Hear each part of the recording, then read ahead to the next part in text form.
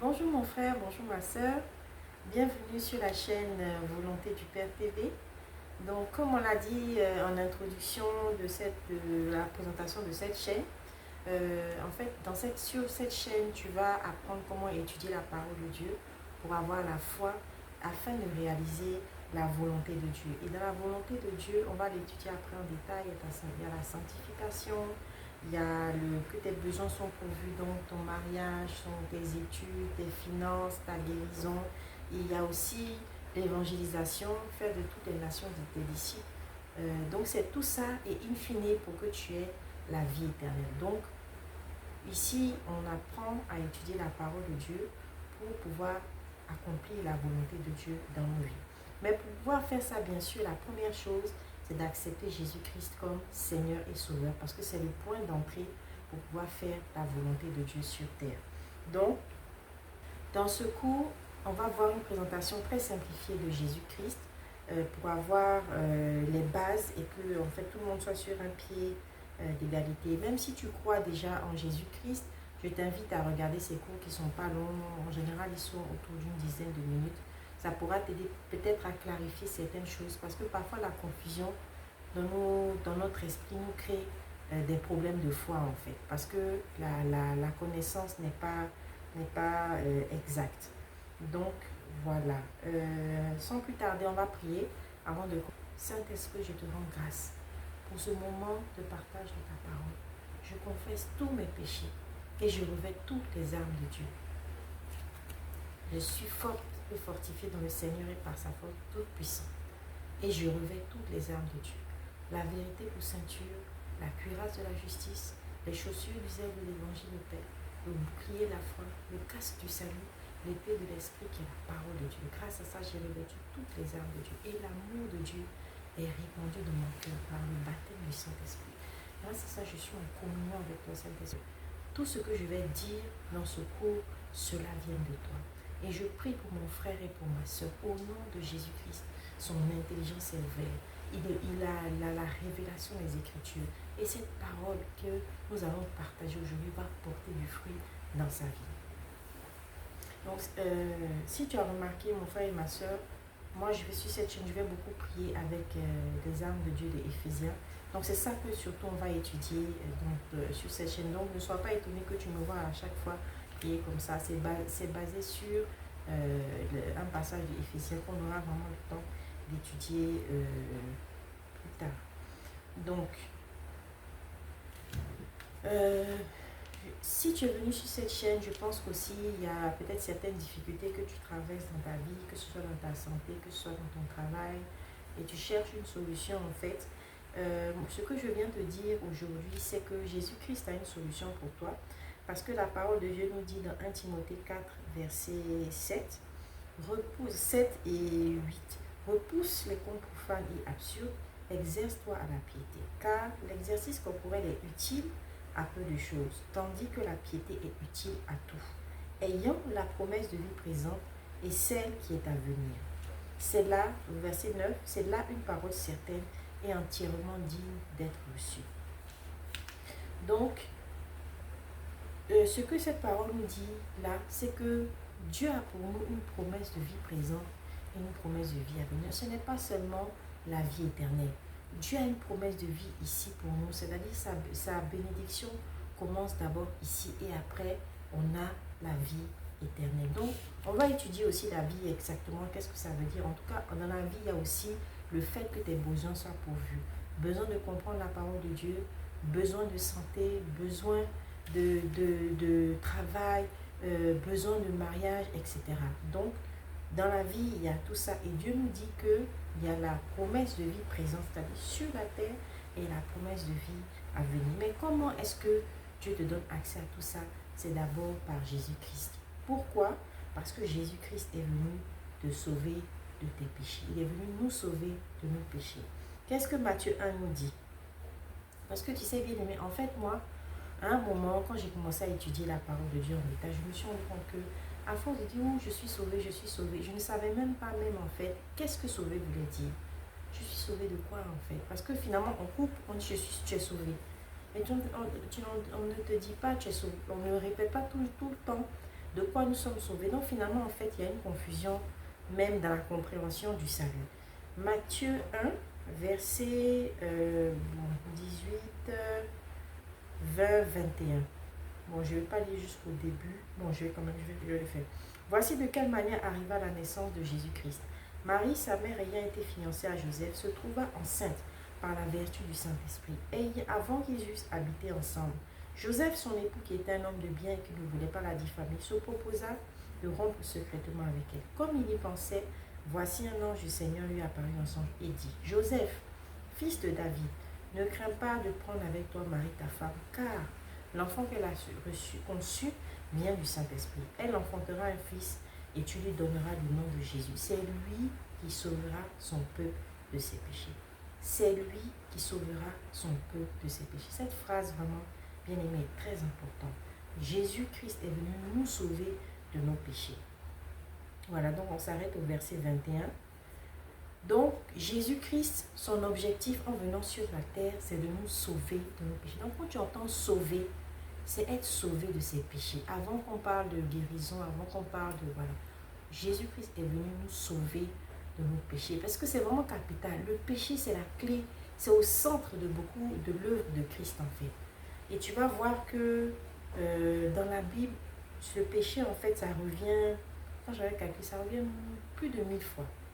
Donc, ça veut dire que c'est central dans la vie chrétienne. On ne doit pas oublier ça. C'est central et c'est... Voilà, tout tourne autour de ça, en fait.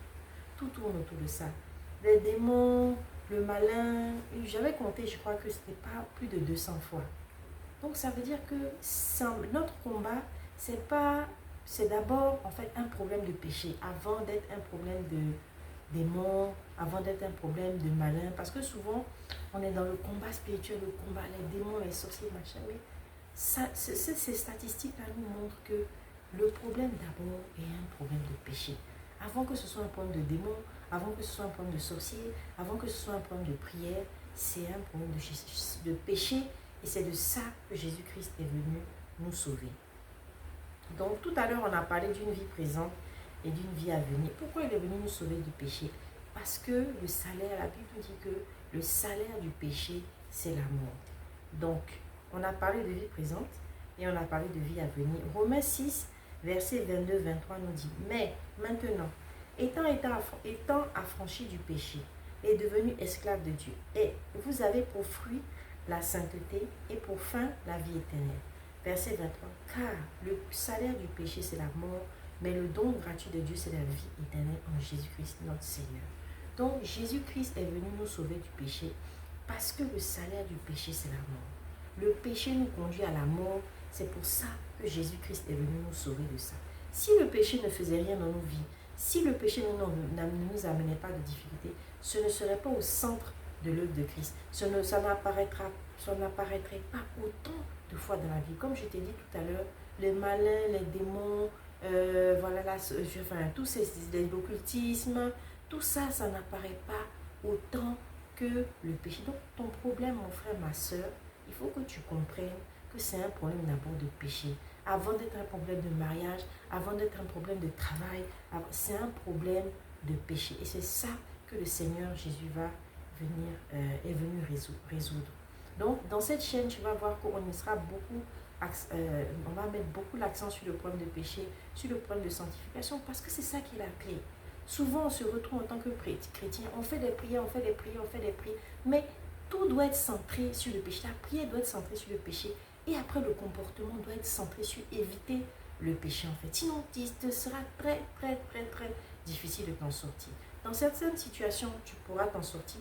Dans d'autres situations, tu ne pourras pas t'en sortir. Si ta vie est focalisée sur, c'est une question de prière, et puis tu cherches des prières à chaque fois, tu cherches un homme de Dieu plus puissant qui va t'aider, sans chercher à régler le problème qui crée ces difficultés dans ta vie, ça sera très difficile. Et il te sera donc par conséquent difficile de faire la volonté de Dieu. Parce que la volonté de Dieu, c'est que tu sois libre.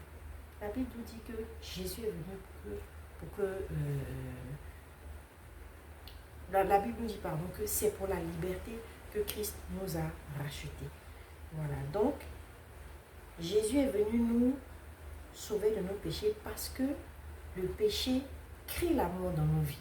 Il crée la mort dans nos vies qui est La mort, ce sont en fait les difficultés auxquelles on va être confronté à cause de ce problème de péché. Et on va voir les textes, de Genèse, on va étudier ce qui s'est passé avec Adam, et tu vas voir que les Écritures sont vraiment très claires.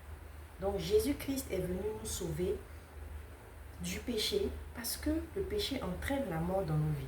Et la mort dans nos vies, ce sont les difficultés qu'on rencontre justement à cause de ce problème de péché. Et c'est pour ça qu'en fait, ce que Jésus est venu nous apporter, c'est la bonne nouvelle. La bonne nouvelle, ça ne peut pas être seulement quand on va mourir, qu'on va aller aussi. La bonne nouvelle, c'est d'abord aussi sur la terre. C'est pour ça qu'on parle d'une vie présente et d'une vie à venir. Mais pour bénéficier de tout ça, il te faut accepter Jésus-Christ. Jésus-Christ ne te dit pas non, mais je vois des chrétiens qui souffrent, etc. Ce chrétien a ceci. Je n'ai pas dit qu'il n'y aura pas de souffrance, mais la victoire est garantie en Jésus-Christ en s'appuyant d'abord sur le problème de péché, en voyant comment Jésus a résolu le problème de péché. Si tu as remarqué dans la prière que j'ai faite en introduction, les âmes de Dieu sont basées sur le péché. Quand on te parle de cache du salut, on te parle de cuirasse de la justice. Tout ça, c'est basé sur le péché. Et ce sont des prières qui marchent. Mais on va voir ça au fur et à mesure, parce que ce n'est pas, surtout les âmes de Dieu qui sont dans Éphésiens, ce n'est pas parce que tu as entendu que tu vas répéter que ça va marcher. Non, c'est par révélation en fait. Et c'est ça qu'on va apprendre à étudier la parole de Dieu pour avoir la foi, pour avoir la révélation, pour que la prière marche. Mais tout ça, c'est pas instantané. C'est vraiment un apprentissage. Et donc, on part sur la base d'accepter Jésus-Christ, mais après, à comprendre que c'est un apprentissage qu'on va faire au fur et à mesure, pas à pas. Ce n'est pas la magie, ce n'est pas instantané, c'est une question vraiment de persévérance. Et si tu regardes même dans ce passage de Éphésiens, on te parle des âmes de Dieu, si tu regardes bien, tu vas voir que Dieu nous dit après, faites tout ceci avec une entière persévérance. Mais c'est des choses qu'on aura le temps d'étudier par la suite plus en détail. Le plus important ici pour moi, ce que je voulais te faire comprendre, c'est que Jésus-Christ, tu veux avoir la résolution de certaines difficultés dans ta vie, tu veux pouvoir accomplir la volonté de Dieu parce que c'est ce à quoi nous sommes appelés en tant que chrétiens. Nous devons d'abord accepter Jésus-Christ dans nos vies et comprendre que le travail de Jésus-Christ, c'est de nous sauver de nos péchés. Parce que le péché dans nos vies entraîne la mort. La mort déjà sur cette terre, avec beaucoup de difficultés desquelles nous n'arrivons pas à triompher. Et la mort après, lorsque nous allons finir cette terre avec l'enfer. Donc c'est de ça que Jésus-Christ est venu nous sauver. C'est pour ça qu'on nous dit que ce sont les promesses de vie présente et les promesses de vie à venir. Donc voilà, mon frère, ma soeur, on est arrivé au bout de ce premier cours sur accepter Jésus-Christ comme Seigneur et Sauveur. Saint-Esprit, je te dis merci pour ce moment de partage de paroles que tu as permis. J'ai la foi que mon frère et ma soeur, cette parole que nous avons partagée ensemble, elle va porter du fruit dans sa vie. Au nom de Jésus-Christ de Nazareth, j'ai prié. Amen.